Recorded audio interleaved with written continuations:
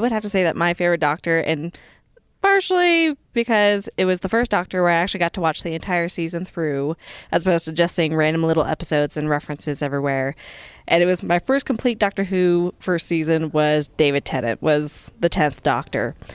And it has nothing to do with the fact that he's very flamboyantly goofy or handsome or that he has great hair that I want to touch. It has to do with the fact that it was really my main introduction to Doctor Who and really starting to fall in love with it and being able to see the different aspects of it and being able to see his personal incarnation of Doctor Who kind of change from the beginning of his tenure to the end.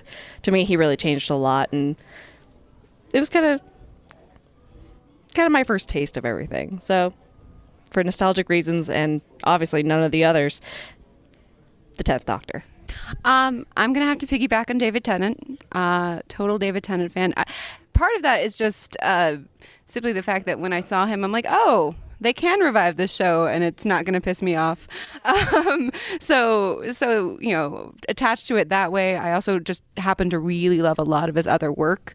So when I associate all of that with him in Doctor Who, then I'm like, okay, of course, then it's got to be David Tennant. And, you know, even down to the fact that you can say, he's a perfect 10 as the 10th Doctor, you know, like you can go wanky or you can just sincerely go, no, I'm not ashamed. I just love him. I'm going to mix it up with Matt Smith.